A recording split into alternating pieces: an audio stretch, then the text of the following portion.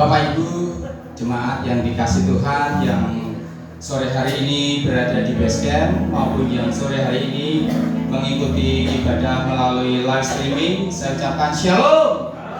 Sekali lagi shalom. Beri tepuk tangan untuk Tuhan kita Yesus Kristus. Karena kita tahu Allah kita yang Allah yang sungguh dahsyat, Allah yang sungguh luar biasa. Kita senantiasa ada di dalam perlindungan Tuhan, kita senantiasa ada di dalam naungan Tuhan, dan enggak kasih karunia Allah itu melimpah menjadi bagian hidup kita semua. Haleluya. Mari kita akan sama-sama bagi berdiri, akan kita mulai ibadah sore hari ini. Kita mau katakan gandul Gusti selami-laminya kita bersama-sama dengan Tuhan. Haleluya.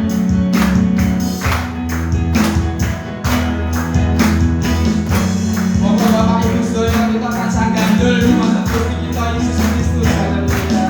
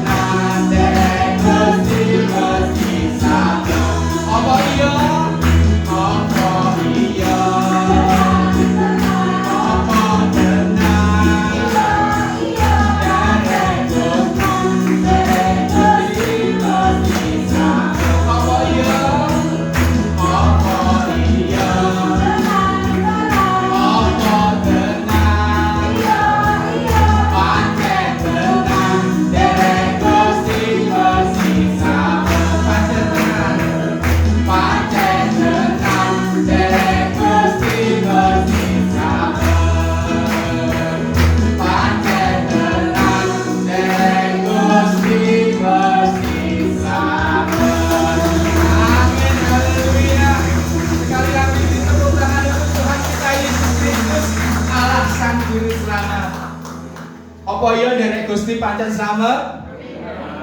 Percaya, derek Gusti pasti slamet. Derek Gusti Yesus mlebet wonten ing kraton swarga. Sedaya dosa-dosa kita dipun ampuni kanthi njenengan tumetes ing darah ing Bukit Golgota punika.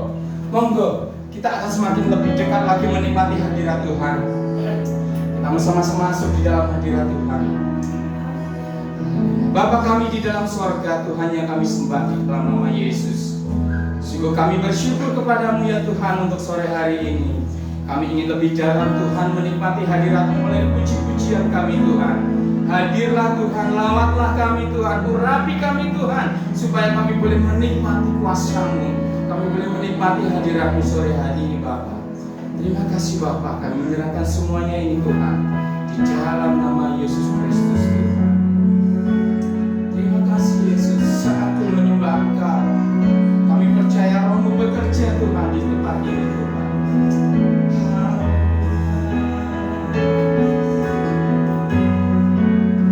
Terima kasih Yesus.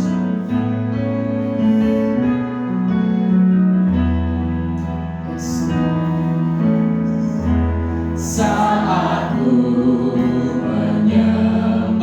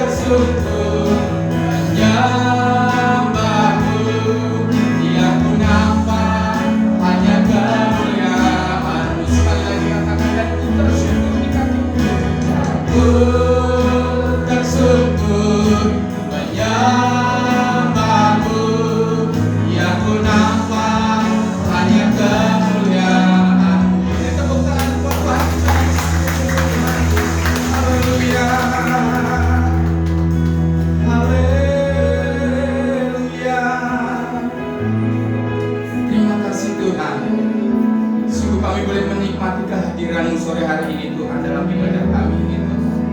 Kami boleh merasakan lawatan-Mu terjadi di tempat ini Tuhan. Kami boleh melihat kuasa-Mu turun atas kami Bapa. Terima kasih Bapa. Engkau Allah yang sungguh mengasihi kami Tuhan. Sehelai rambut pun Tuhan yang di atas kepala kami jatuh tanpa seizin Engkau Tuhan tidak akan pernah terjadi Tuhan. Untuk itu Tuhan kami percaya Tuhan, sekalipun musim berlalu, tetapi kami percaya janji firman Allah tetap berlaku atas hidup kami Bapa. Terima kasih Yesus Tuhan. Terima kasih Yesus Tuhan. Haleluya. Setiap musim. Haleluya. Kami ingin lebih dalam Tuhan di dalam hadirat-Mu, menikmati kehadiran-Mu Tuhan.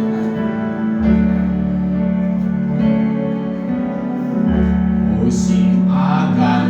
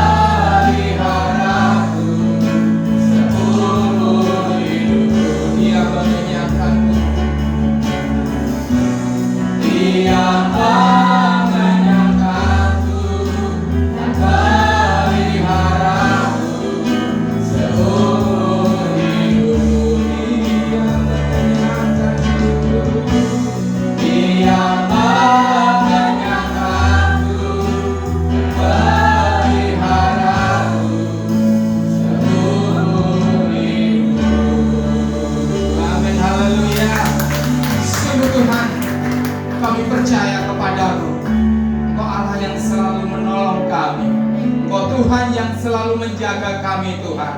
Apapun yang terjadi dalam hidup kami Tuhan, semua atas seizin Engkau Tuhan.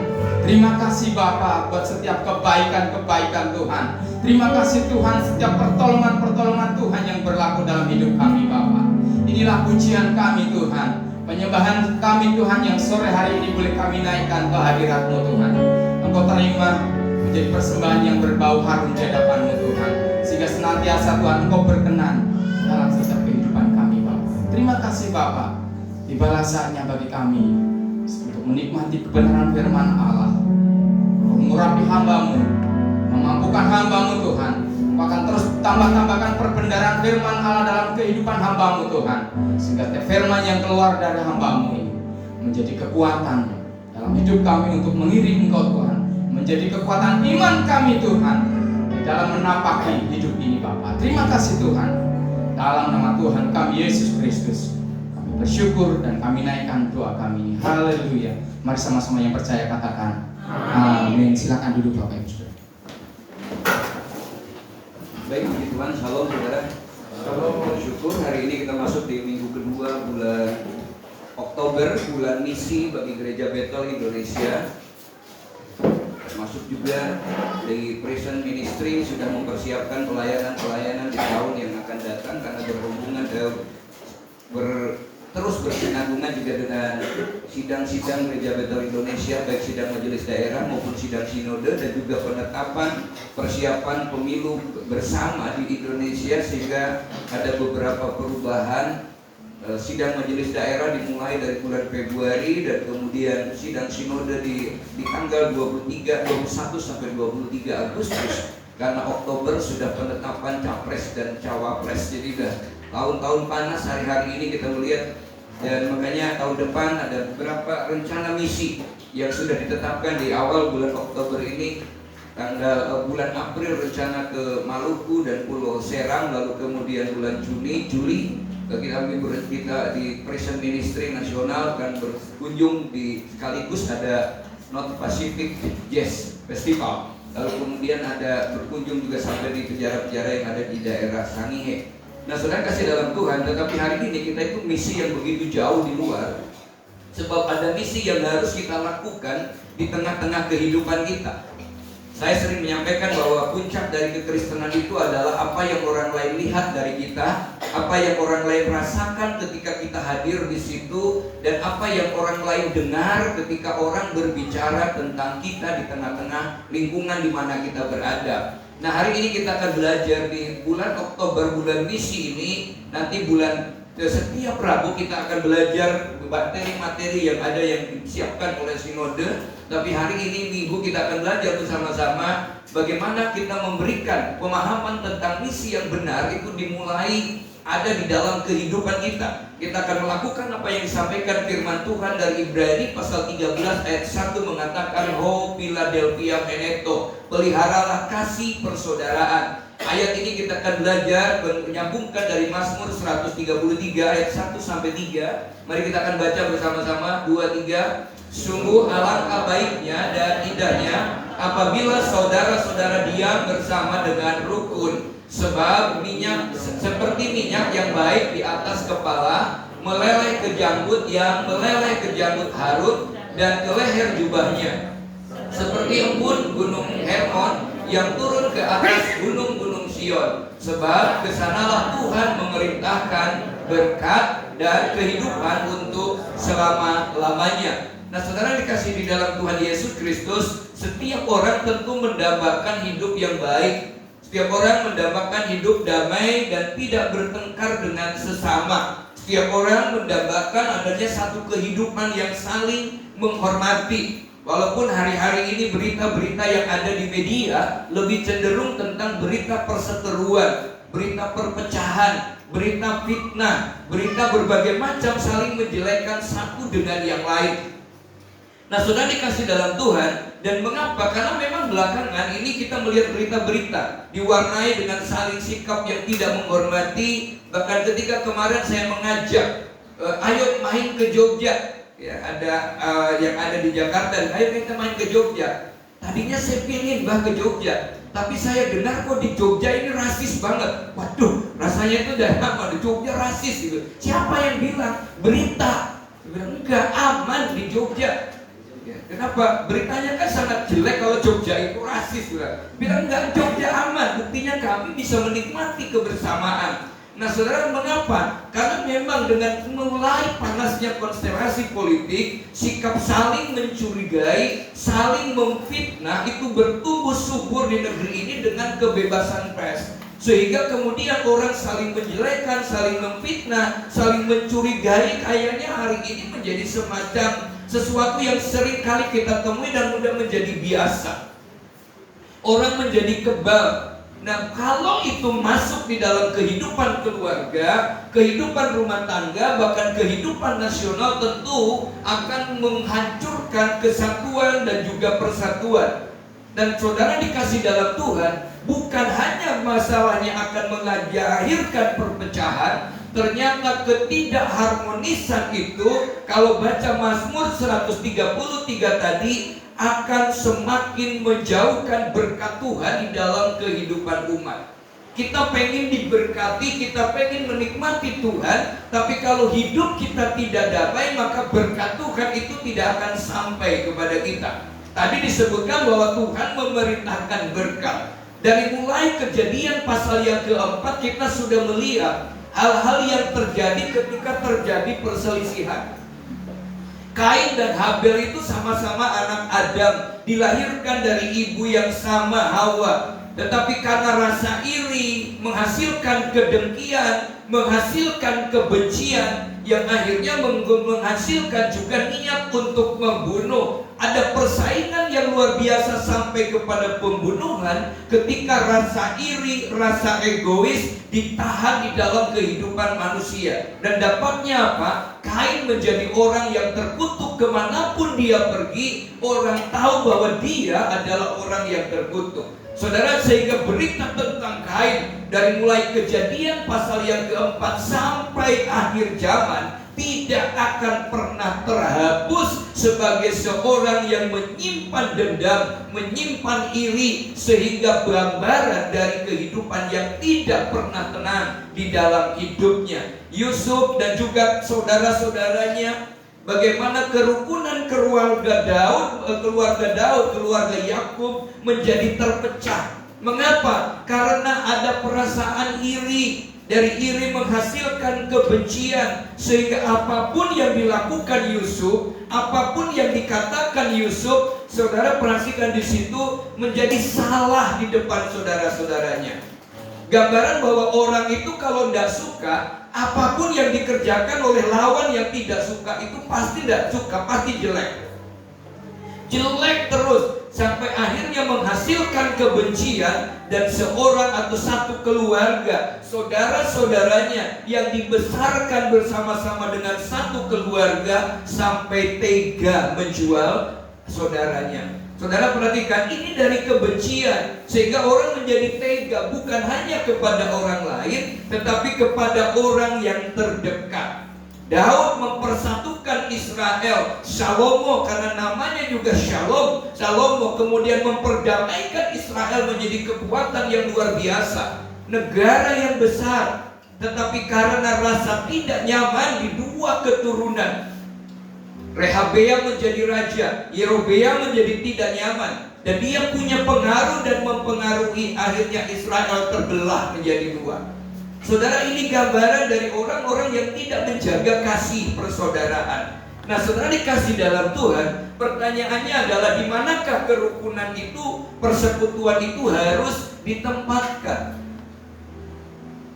Kalau kita belajar untuk kemudian kita menjadikan Tuhan dipermuliakan di dalam kehidupan kita, ternyata kerukunan umat itu harus ada di lingkup yang terkecil, dalam keluarga, dalam gereja, termasuk juga antar denominasi dan juga dengan interdenominasi juga, baik juga dengan masyarakat. Ada antar ras, suku, dan agama. Ini menjadi sesuatu yang harus, dan itu kalau damai itu ternyata menghasilkan sesuatu yang luar biasa. Ya. Kemarin saya udah berangkat, udah gasik berangkat istirahat di stasiun. Lagi mau tiduran, ngangkat kaki kiri, ternyata sepatunya jebol. mau minta tolong siapa gitu ya, telepon Andi. Kenapa saya berani telepon Andi? Karena memang damai hubungannya. Ya, tapi bagaimana cara teleponnya? Saya belajar dari Kang Mus. Ya, Kang Mus tuh nyuruh ketemu temennya, kamu mau bantu saya enggak? Temennya bilang, bantu apa? Enggak, pertanyaannya jawab dulu, kamu mau bantu saya enggak? Mau, tapi diberitahu sama kan, ini mau tolong saya enggak? Tolong apa Pak? Jawab dulu pertanyaan saya, mau tolong saya enggak? Mau, kalau gitu ambil sepatu dan antar ke stasiun. Sepatu diantar, apakah beres? Ternyata ada sesuatu lagi yang untuk menguji kebenaran firman ini. Tiba-tiba dari Pertamina telepon, Abang kami nggak bisa jemput, semua kendaraan hari besok itu habis, nggak bisa jemput. Saya baru bisa jemput di atas jam 9. Saya juga nggak terlalu pusing, kenapa? Karena sebelumnya sudah ada yang janji yang mau jemput. Bilang, oke nggak apa-apa, nggak usah dipikir, tuh memang dinamika dalam perusahaan begitu. Saya nggak menghasilkan kebencian, nggak hasilkan kecewa. Akhirnya saya WhatsApp lagi, oh nggak jadi dijemput, kok kenapa saya jemput? Ternyata saudara perhatikan, yang satu nggak jemput, ternyata dijemputnya justru oleh orang yang menurut saya seharusnya tidak menjemput. Mengapa? Saya waktu kemarin itu memiliki, saya bilang ini pangkat saya lebih tinggi ya. Kenapa? Yang jemput kolonel, yang nyetirin kolonel, ngantar mandi kolonel, pangkatnya lebih tinggi ya Pak? Iya, tapi kalau di tentara itu katanya istri selalu pangkatnya selevel lebih tinggi dari suami gitu ya. Saudara, dalam hal disebutkan bahwa kerukunan, kalau kita, kata firman Tuhan di sini, kalau kita tidak rukun, kalau kita tidak mempertahankan, kalau kita tidak merawat kasih persaudaraan, tidak ada tempat di dalam kehidupan mulai dari keluarga sampai kehidupan yang lebih besar, saudara, berdampaknya apa? Akan jauh dari jamahan Tuhan, jauh dari berkat Tuhan. Saudara, kita akan belajar hari-hari ini, khususnya hari ini, bahwa mengapa Daud menulis Mazmur 133. Daud itu ketika menjadi raja, jangankan orang lain, anaknya saja berontak kepada dia. Lalu setelah dia menjadi raja, dia melihat semua umat Tuhan, semua suku yang ada di Israel kemudian menjadi satu, bersatu. Dan setelah bersatu ternyata kerajaan itu menjadi kuat. Dan begitu kuat dia melihat keindahan yang luar biasa, sampai akhirnya dia menulis, sungguh alangkah baik dan indahnya kalau saudara hidup rukun bersama. Daud melihat bukti di kerajaannya, bagaimana kerukunan itu memberikan dampak ridhonya Tuhan, memberikan dampak Tuhan memberkati dalam kehidupan mereka. Saudara dikasih dalam Tuhan, dalam Kamus Besar Bahasa Indonesia, rukun itu artinya baik. Rukun itu artinya damai dan tidak bertengkar. Rukun itu juga berarti berarti bersatu hati dan bersepakat. Sebab ada orang juga yang sebenarnya tidak rukun tetapi tidak pernah ngomong lagi, sehingga tetap saja tidak sehati. Nah, teks Mazmur ini merupakan nyanyian ziarah. Artinya apa? Nyanyian ketika merenungkan segala sesuatu yang terjadi dan dia mengembalikan kepada Tuhan. Bahasa Indonesianya ziarah, bahasa Ibraninya hag, bahasa Arabnya haji, gitu ya, haji, ziarah, nyanyian ziarah yang kemudian merasa merenungkan. Saya banyak merenungkan menjadi sebuah puisi ketika melihat satu keindahan. Nah, saudara dikasih dalam Tuhan, ada bahwa Mazmur ini ditulis pada saat yang seperti itu menjadi raja. Nah, saudara dikasih dalam Tuhan, teks ini juga menggambarkan bahwa manusia tidak bisa hidup sendiri. Sebagai makhluk sosial, Auguste Comte menyebutnya zoon politikon. Manusia ini sangat tergantung dengan makhluk yang lainnya. Dia tidak bisa hidup sendiri. Rasul Paulus menyebutnya, mari kita bersama-sama baca 2:3. Bertolong-tolonglah engkau menanggung bebanmu, demikianlah kamu memenuhi hukum Kristus. Ternyata memenuhi hukum Kristus itu buktinya apa? Ciri orang yang memenuhi hukum Kristus adalah ketika orang itu saling tolong-menolong dengan yang lain, bukan saling menjatuhkan, bukan saling menggagalkan, bukan saling menjegal, tetapi bertolong-menolong, di dalam menanggung beban, termasuk juga di dalam gereja, termasuk juga di dalam keluarga, termasuk juga di dalam masyarakat. Mengapa? Karena setiap orang pasti punya kelemahan, setiap orang pasti punya kekurangan. Kalau orang melihat kekurangannya, maka dia tidak akan pernah melihat kelebihannya. Akibatnya apa? Semua menjadi jelek. Bertemu dengan orang yang dilihat bajunya yang sobek, dia kelihatan sobek. Saudara, saya ini nyaman pakai batik ternyata, tapi kemudian gara-gara ada seorang yang berkata, "Abah, kenapa batiknya bolong di sini?" Saya nggak pernah sadar, tapi sejak disebutkan batiknya bolong, kemanapun pergi selalu ingat batik yang bolong di sini. Kenapa? Karena perhatiannya gini lagi, padahal kan harusnya ke depan. Toh orang juga nggak lihat. Kemarin saya makan pisang goreng. Orang nggak ngerti sebenarnya ada penderitaan saya. Mengapa? Sudah giginya palsu, jatuh lagi. Sedang juga. Orang nggak ada yang tahu, tapi karena selalu begini. Abah, kenapa? Saya mau pulang apa? Mau memenuhi hukum Taurat apa? Gigi ganti gigi. Menurut hukum Taurat gigi ganti gigi, betul saya langsung telepon tukang gigi. Hari ini saya betul. Kenapa? Padahal orang nggak ngerti loh, dan nggak pengaruh di dalam kok. Tapi karena saya fokusnya kepada yang jatuh itu, saya nyari di bawah, nyari apa? Begitu jatuh. Saudara perhatikan, kenapa? Ada saja untuk menggenapi firman hari ini. Kalau gigi udah palsu saja bisa coplok. Ternyata, perhatikan, menanggung beban setelah itu ternyata karena satu nggak ada, saya nggak berani. Baru pisang goreng saja udah berhenti, apalagi sate. Nah, saudara, saling tolong menolong dan baik serta damai itu, saudara, perhatikan di sini, ini adalah wujud dari kehidupan yang rukun. Ya. Kemarin saya di Jakarta dibawa kemana-mana, kenapa? Orang sampai berhenti kerja, istirahat, kenapa? Untuk menyambut saya jalan juga.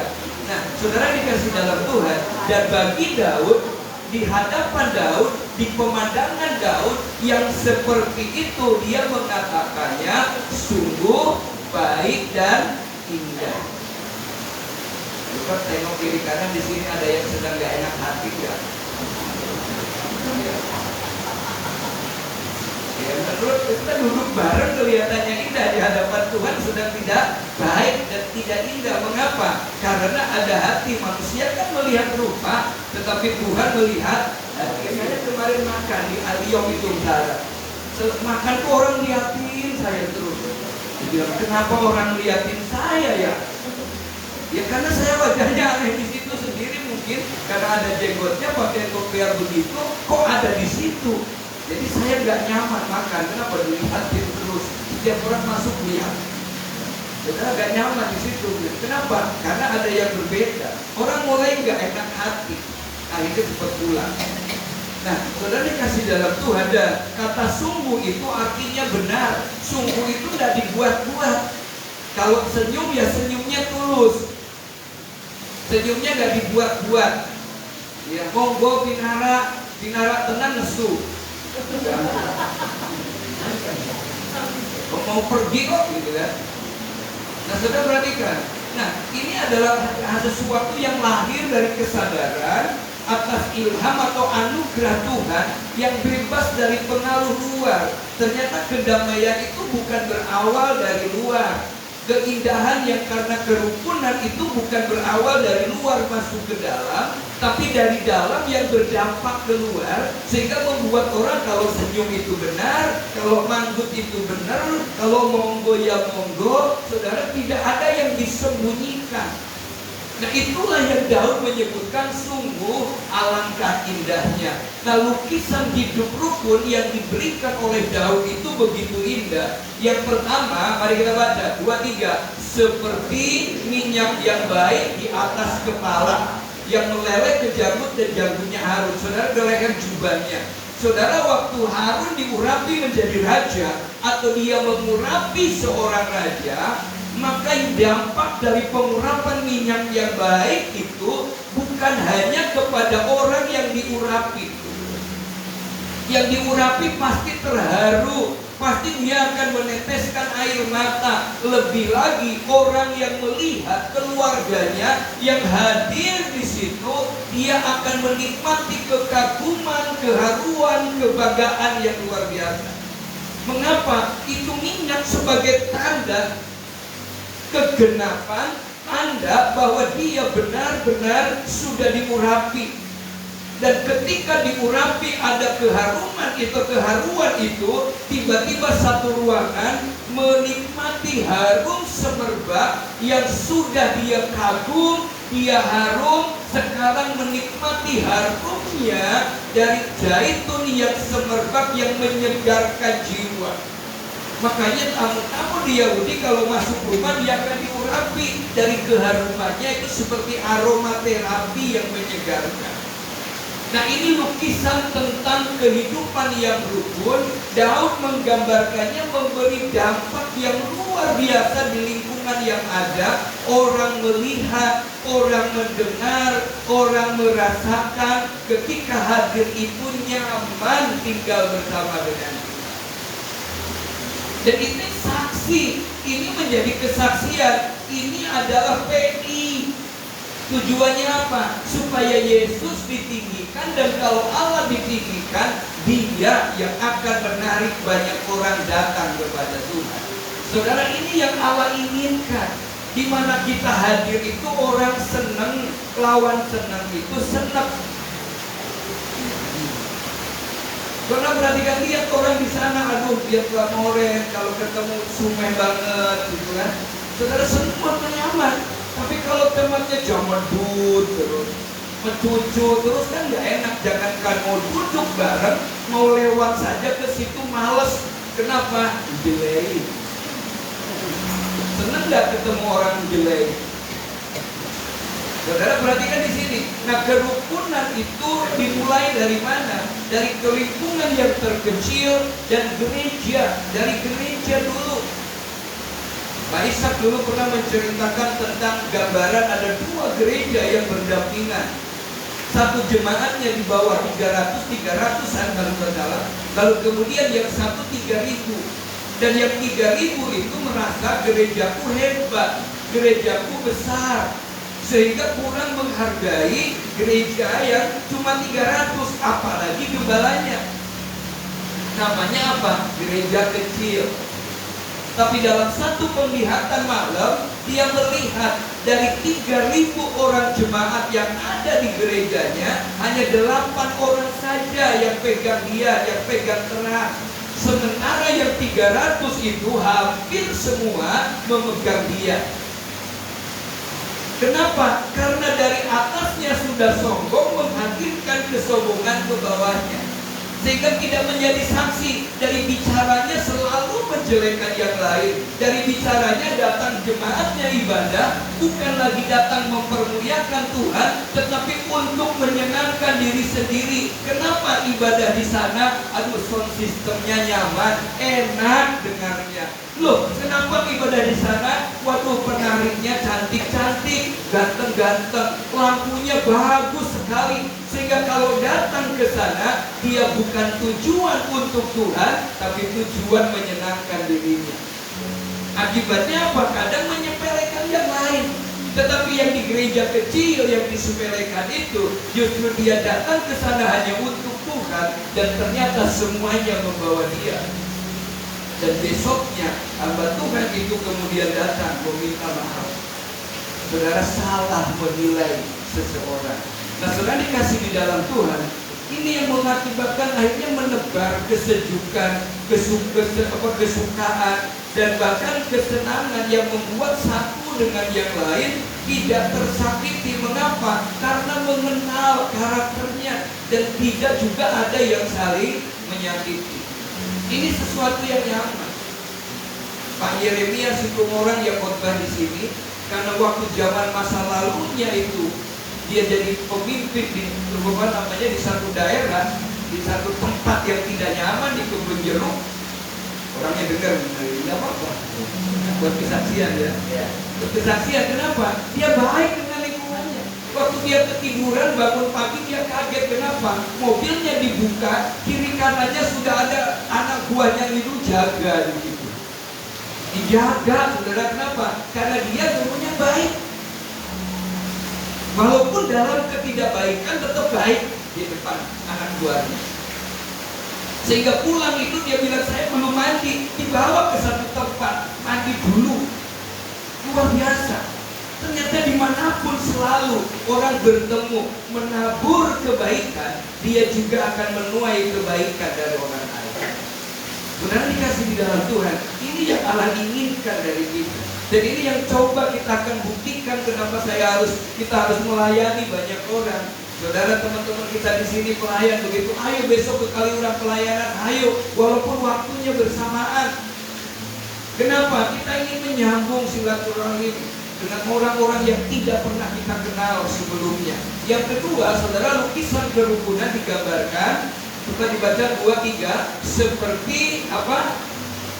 Embun di Gunung Hermon. Gunung Hermon itu jauh, tempatnya kurang lebih 40 km. Sementara gunung-gunung Sion itu kan ada di sekitar Israel. Gersang keadaannya. Nah, saudara perhatikan, mengapa ini digambarkan seperti itu? Ternyata dari kerukunan itu dinanti-nantikan. Gunung-gunung Sion itu setiap hari menantikan embun yang turun dari Gunung Hermon. Jadi bukan dia yang dinantikan, tapi orang menantikan. Mengapa? Sebab begitu pagi embun itu datang, maka gunung-gunung di Sion itu menikmati kesegaran, menikmati airnya, sehingga ada kehidupan waktu embun dari Gunung Hermon itu datang ke situ. Pertanyaannya adalah, bicara tentang kerukunan, orang mengharapkan kehadiran kita. Kalau kita hadir, orang senang. Mengapa? Ada dampak yang positif yang kita tanam ketika kita hadir di situ. Senang. Ya, saudara, kita juga sama. Saya juga masih belajar untuk itu.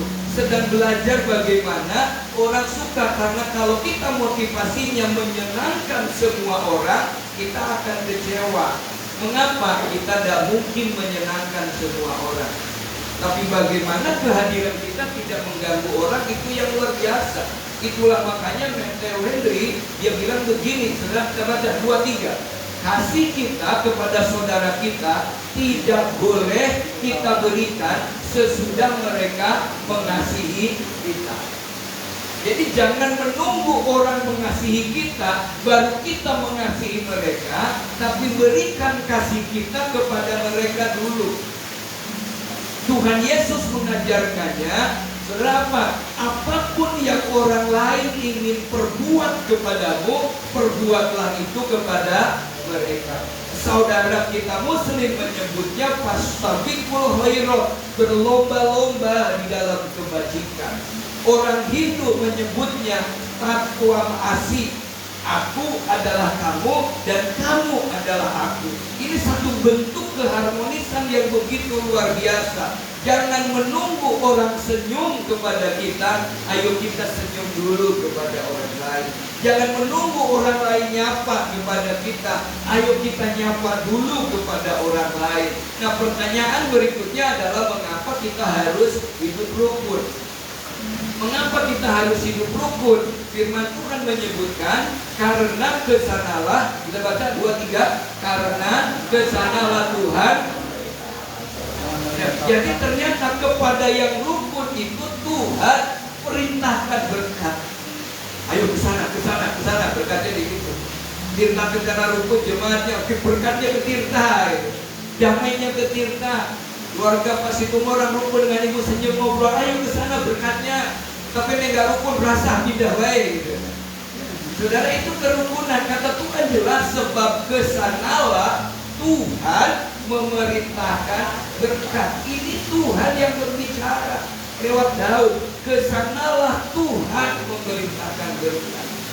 Jangan kita tidak rukun dengan sesama, tidak rukun dengan kiri kanannya, kok kita pengen berkat. Yang tidak mungkin lah. Kalau kita rukun, kita tidak punya beras, tetangganya kirim nasi, sehingga kita tidak perlu punya beras, yang penting punya nasi, gitu kan? Oh, kita tahu maka punya lauknya, gak apa-apa, tetangga panen ikan, dikirim ikannya, itu kenapa? Kita baik. Nah, kalau kita pelit, kirim gak kira-kira tanggungnya? Gak berasa. Mungkin pelit kok. Nah, saudara, saya percaya kita belajar. Nah, keegoisan dan iri hati ternyata membuat berkat Tuhan tidak tercurah dalam keluarga, dalam gereja, dan di dalam masyarakat.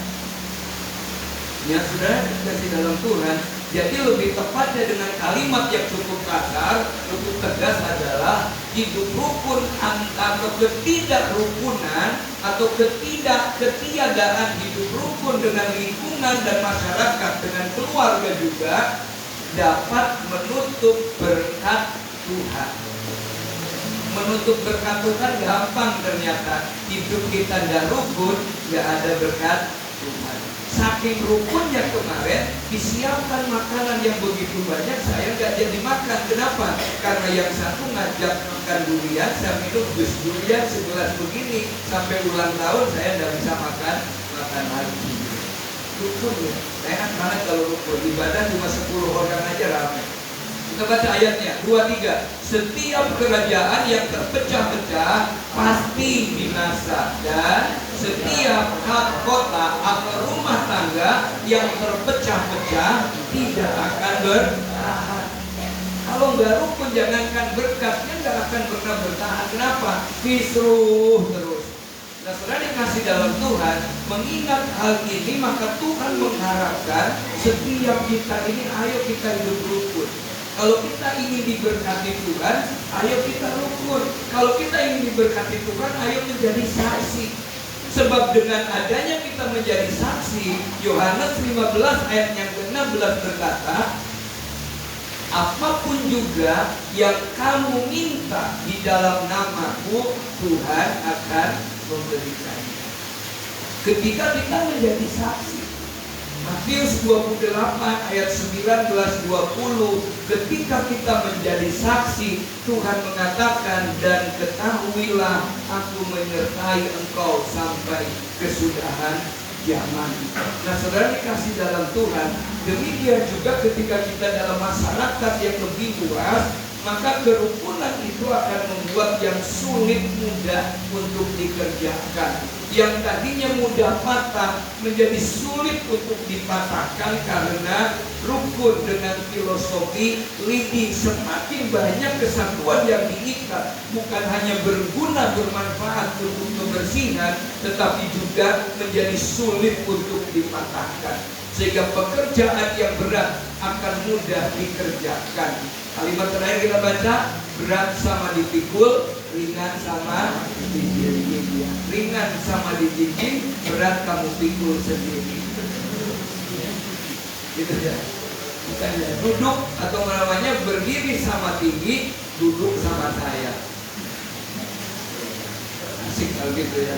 Yang kedua, saudara, perhatikan di sini berkat apa? Kita baca 23. Karena Tuhan memerintahkan hidup untuk selama-lamanya.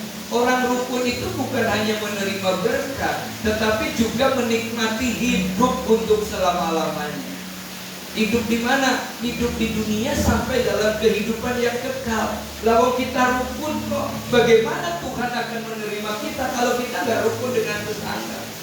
Saudara dikasih dalam Tuhan, betapa pentingnya hidup rukun, membuat komunitas itu bisa bertahan hidup, bahkan juga beroleh hidup. Paulus menyebutnya dalam konteks kerukunan ini perlu usaha dari kita, tidak datang dengan sendirinya. Makanya Alkitab berkata, kerjakan keselamatan itu. Kalau toh ada kekurangan, ayo tutup kekurangannya dengan kelebihan kita. Jangan main selalu ganti payung saja.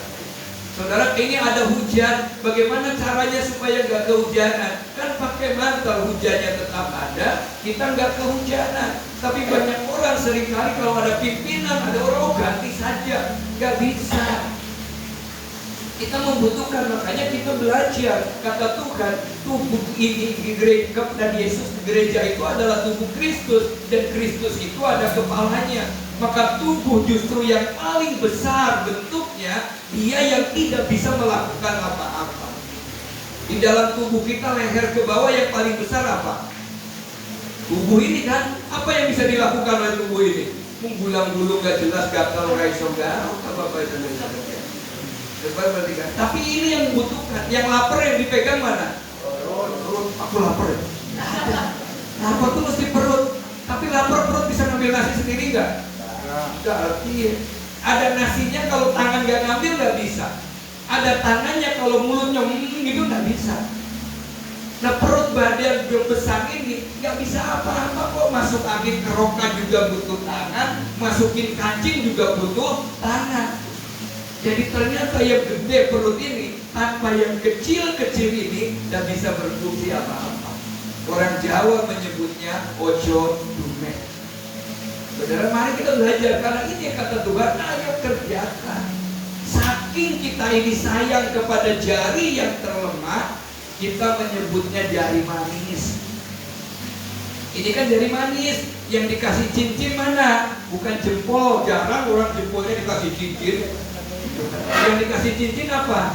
Jari manis. Padahal ini jari yang paling lemah. Kok enggak yang paling hebat? Di sini paling cincin. Itu kan? Jari manis untuk membuktikan menutup kelemahannya. Itu Tuhan saja memberikan kepada kita secara sadar begitu. Tuh, mami nyenggol tangganya pakai tangan.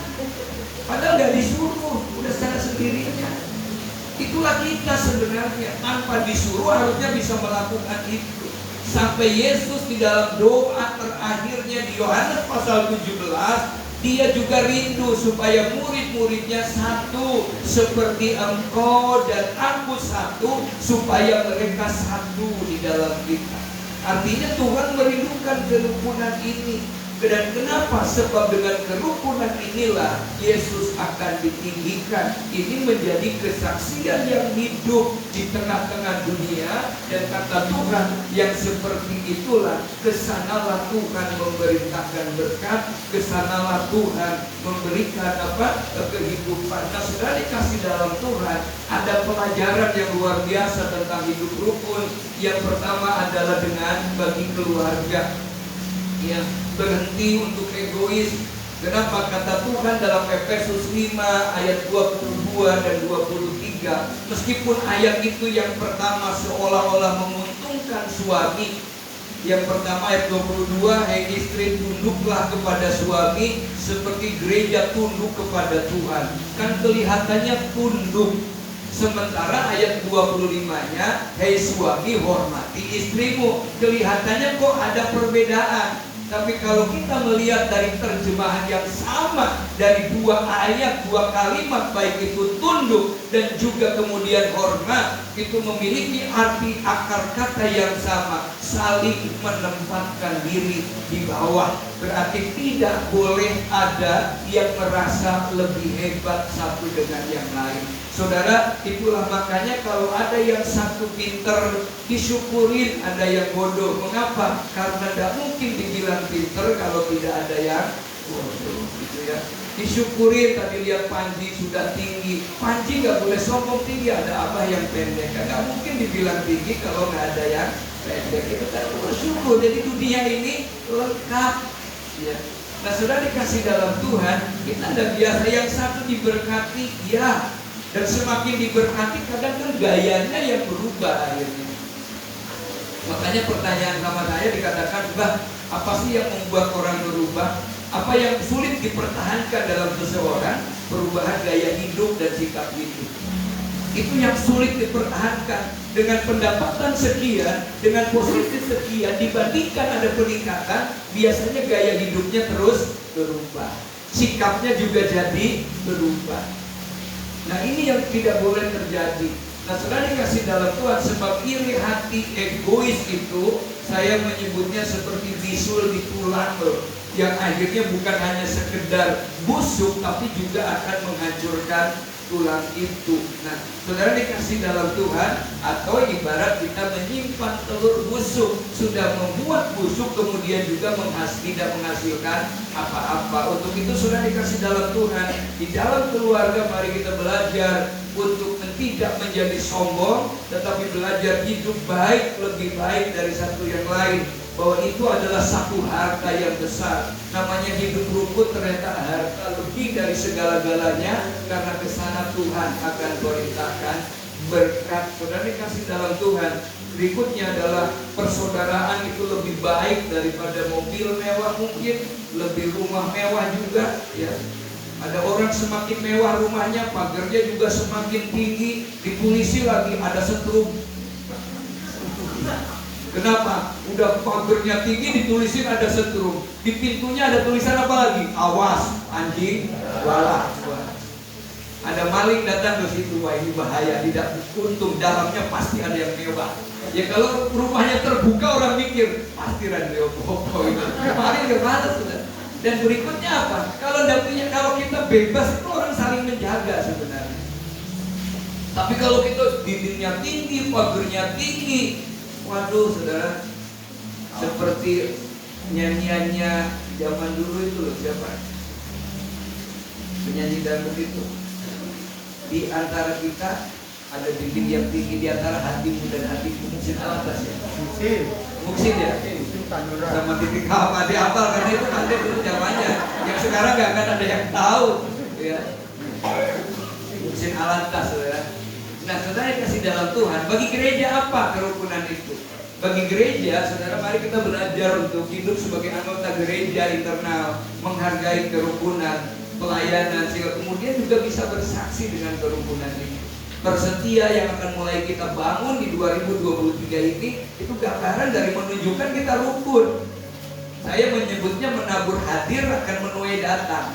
Nah kalau kita tidak pernah datang, bagaimana kalau dipindah di tempat kita orang mau hadir, orang ketua. Kita belajar bersaling berkunjungan satu dengan yang lain. Nah saudara dikasih di dalam Tuhan, itu yang belajar menghargai kerukunan, bahwa gereja juga tidak bisa sendiri. Besok akan ada pagelaran wayang kita 2 kali. Yang pertama di Kaliurang, yang bilang harus semuanya diangkat. Kenapa? Nah kalau nggak ada kendangnya wayang nggak lucu juga. Ada kendang, nggak ada saronya juga nggak lucu, maka harus lengkap. Saya bilang minta kami lengkap di sana. Lalu oke, yang ada di Kaliurang benar, tapi besok kalau tampil di Jogja National Museum, tidak mungkin lagu-lagu yang ada di sini juga. Maka kita akan merubah lagu-lagu. Kenapa? Karena di sana kalau Tuhan izinkan, Sultan Hamengkubuwono X akan hadir. Berarti kita akan main wayang di depan Sultan. Ya. Dan mereka perkenalkan siapa sidenya dari Ambon. Wayangnya wayang golek, dalangnya orang Sunda, pemain gitarnya dari Bangka, worship leadernya sidenya dari Ambon. Ini sudah Indonesia, ya. Luar biasa. Dan itu lagunya akan berbeda, kecuali si Ciloro Telu nanti boleh di sana. Ya, tapi 456 juga boleh, Solasi Morales, tidak ada artinya. Nah saudara, kalau jadi kenapa kalau kita rukun internal gereja kita bisa selesaikan? Ya, saya kenapa berani ketika saya ada persoalan pun kan saya panggil semua. Kenapa? Ayo nilai, layak enggak saya melayani? Kalau enggak ya sudah. Saudara, kenapa kita berani? Mengapa? Karena kita sudah tahu sama tahu. Kalau kita kurang tahu, seringlah makan tahu. Jangan selalu tempe supaya kita semakin pintar. Nah saudara, secara eksternal bagi warga gereja, mari kita juga menghargai, menghormati tubuh Kristus yang lain. Ya. Berbeda kita tetapi satu. Saudara dikasih dalam Tuhan, hidup secara okumenes juga harus saling menjalani. Kemarin ketika namanya Pak Yohanes, Pak selamat pagi, besok ikut retret. Waduh Pak, kenapa? Maaf, saya Katolik. Loh, kaget saya. Dia bilang, sini Pak, sebentar saya tanya, saya pengen kembali ke tahun 45. Lu mau ngapain? Saya pengen supaya Katolik dengan Kristen itu satu agama sajalah. Lalu Yesusnya sama, kita beda gitu ya. Sehingga kalau mau ada retret, apa saya nggak bisa ikut, saya Katolik. Retret Katolik, maaf nggak bisa ikut, saya Kristen. Lah Yesus nanti akan bingung, kayak Kristen di, ya kan susah nanti. Di gereja di surga nggak ada pengkotak-kotakan. Ini kabupaten Pantai Kosta, sana kabupaten Kristen Protestan, sana kabupaten Katolik. Gak ada begitu. Yang ada adalah anak-anak Tuhan. Saudara dikasih dalam Tuhan. Makanya dari inilah kita belajar. Kalau orang masih ada yang satu menghina gereja lain, menjelekkan gereja lain, merasa dia lebih hebat, jangan-jangan dia justru yang paling tidak hebat. Belajar saling kita hidup rukun. Perwil Yogyakarta akan Natal terakhir itu Desember yang akan datang, menjadi Natal terakhir Perwil. Sebab 2023 sudah badan pengurus daerah sendiri. Saya bilang ayo kita Natal aja sekarang tidak di gereja, cari tempat yang netral supaya semua bisa hadir di sini. Kenapa? Kadang-kadang bukan cuma antar gereja, inter gereja pun tidak menjadi kawan sekerja Allah. Saudara, menjadi kompetitor. Bagi masyarakat apa? Sebagai umat Allah kita tidak perlu menuntut orang lain, tapi kita yang berperan serta di situ. Saudara, jadi kenapa? Kata Tuhan supaya kita jadi garam, supaya kita jadi terang. Sedapat-dapatnya kita menjadi kesukaan, membuat orang lain sejuk melihat kehidupan kita, sehingga menjadi kesenangan bagi lingkungan. Ini menjadi satu bagian yang Tuhan inginkan. Sebenarnya ini adalah misinya Tuhan, supaya kita menjadi garam, menjadi terang, menjadi seperti kota yang di atas bukit. Jangan hanya sekedar menjadi menara gading. Kalau kita ini semua ada dalam hidup kita, mari kita baca bagian yang kedua, mulai dari hidup rukun 2-3. Hidup rukun dengan sesama atau tidak suka bertengkar, bersatu hati, bersepakat, keluarganya akan diberkati, anak cucunya juga diberkati. Dimulai dari kita rukun, menikmati, mampu bersyukur apa adanya. Kita mau datang, kita menikmati tubuh dan darah Yesus. Nikmati kasih Tuhan terlebih dulu dalam hidup kita. Tuhan, kami datang dan duduk di hadapan. Kami sudah menikmati firman hari ini di tengah-tengah hujan. Tuhan, kami bersyukur. Kembali menguatkan meneguhkan kami. Ketika kami rindu diberkati, biarlah kami belajar untuk hidup rukun. Ketika kami hidupnya rukun, maka Tuhan memerintahkan berkat bagi kami. Dan orang di sekitar kami menikmati Tuhan yang kami nikmati di dalam hidup ini. Layakkan kami yang menikmati perjamuan kudus, layakkan hamba-Mu yang melayani. Terima kasih Tuhan. Kasih Yesus indah dalam hiasi hati dan jiwaku. Mari saya undang mulai dapat hidup tanpa kasih-Mu, Tuhan. Pegang aku sepanjang jalanku. Kasih Yesus, kasih Yesus indah dalam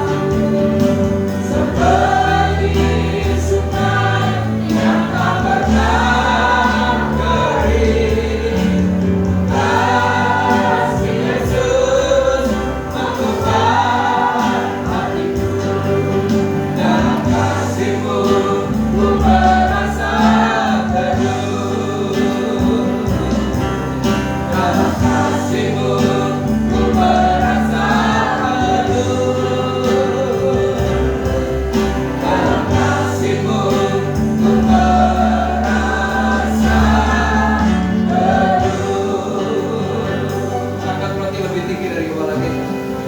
Dengan kekuatan kita tidak mampu, tapi kita bersyukur punya Allah yang luar biasa, yang memberikan tubuhnya bagi kita. Ketika kita menikmatinya, kita sedang melakukan persekutuan kita dengan tubuh Kristus, dan juga memperbaharui persekutuan kita dengan sesama. Mari mulai hari ini kita berkomitmen untuk kita menjadi saksi Tuhan dari mulai lingkungan yang terkecil kita, di mana orang-orang menikmati kehadiran kita, menggenapi firman yang merupakan perintah Tuhan. Oh Philadelphia Menento, sebab apa yang telah kuteruskan kepadamu telah aku terima dari Tuhan, yaitu bahwa Tuhan Yesus pada malam waktu yang diserahkan mengambil roti, dan sesudah itu ia mengucap syukur, ia memecah-mecahkannya dan berkata, inilah tubuhku yang diserahkan bagi kamu, perbuatlah ini menjadi peringatan akan aku. Nikmati bersama di dalam nama Tuhan Yesus.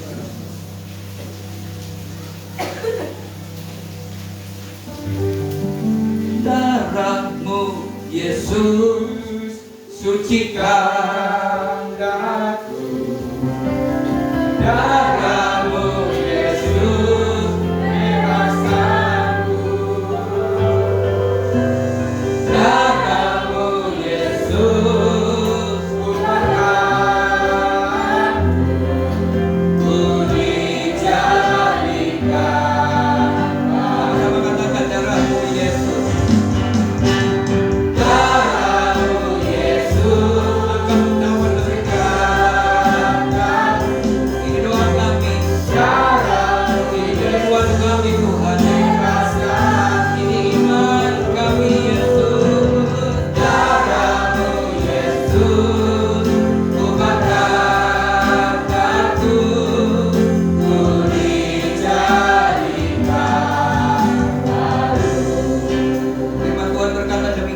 Ia mengambil cawan sesudah makan lalu berkata, cawan ini adalah perjanjian baru yang dimeteraikan oleh darahku.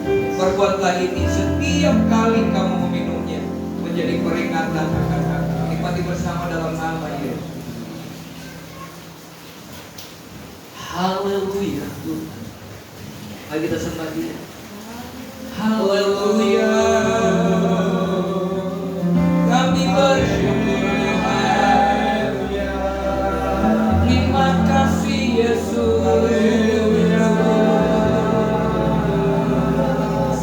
terpujilah namamu Yesus. Haleluya.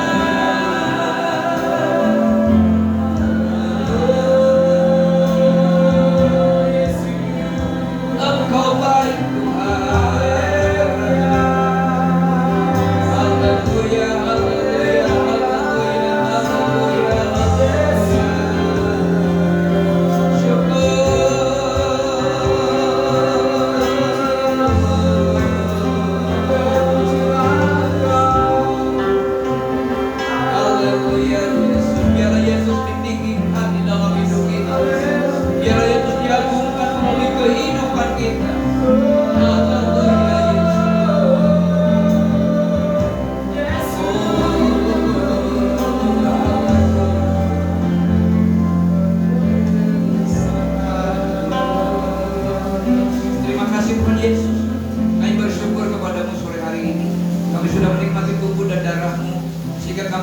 Dimampukan Tuhan untuk menggenapi firman-Mu ketika Tuhan berkata, oh Philadelphia Menento, ini kami Tuhan, kami siap memelihara kasih persaudaraan dari mulai lingkungan yang terkecil sampai di lingkungan yang lebih besar. Dimanapun kami berada, kami menjadi garam, kami menjadi terang, kami menjadi surat pujian di tengah-tengah masyarakat supaya Yesus ditinggikan. Terima kasih Tuhan, jadilah Engkau menjadi pusat di dalam kehidupan kami. Jadilah Engkau menjadi pusat dan setiap apapun yang kami kerjakan, supaya apa yang kami lakukan dan kerjakan dibuat Tuhan berhasil, beruntung dengan segala hal yang baik. Tuhan, dari tempat ini kami berdoa bagi saudara kami yang dalam keadaan tidak enak badan. Di dalam nama Yesus Kristus, Allah melawat dan menyembuhkannya. Amin. Bersyukur buat Gideon dan Bumagi yang Tuhan sudah pulihkan. Terima kasih Tuhan. Terimalah persembahan kami. baik itu kolektor tantangan maupun persepuluhan, bahkan persembahan khusus menjadi persembahan yang berpengaruh di hadapan Allah. Terima kasih Tuhan, dan kami siap diberkati oleh Tuhan. Tuhan memberkati Engkau dan melindungi Engkau. Tuhan menyinari Engkau dengan wajahnya dan beri Engkau kasih karunia. Tuhan menghadapkan wajahnya kepadamu dan beri Engkau damai sejahtera mulai sore ini sampai Maranatha. Tuhan Yesus datang yang kedua kali. Yang percaya diberkati Tuhan, sama-sama katakan amin. Tuhan berkati, silakan duduk, kita akan berkorban persembahan. Yang pertama, saudara duduk, persedia tetap hari Rabu ada persedia lain, tapi hari Selasa kita ada latihan. Dan hari Kamis dukung dalam doa buat Kamis, Jumat Sabtu retreat Kemenhan, dan Jumat Sabtu Minggu, kami Jumat Sabtu, lalu Jumat Sabtu Minggu retreat anak-anak. Untuk retreat anak-anak bukan hanya sekedar mendukung dalam doa, yang punya anak kecil, yang punya anak usia di atas 12 tahun, usahakan untuk bisa ikut. Pendaftaran 20.000. Pendaftaran bukan untuk panitia, tetapi nanti untuk anak-anak pada hari Sabtu akan ada berjalan bareng-bareng, mereka untuk makan mereka sendiri. Ya itu saja. Lalu kemudian Minggu pagi sudah selesai, yang parang kritis juga bisa ibadah karena sudah melayani. Lalu dalam doa juga buat acara-acara sepanjang bulan Oktober. Tanggal 16 saya di Sukabumi, tanggal 22 pemberkatan nikah Rian, dan juga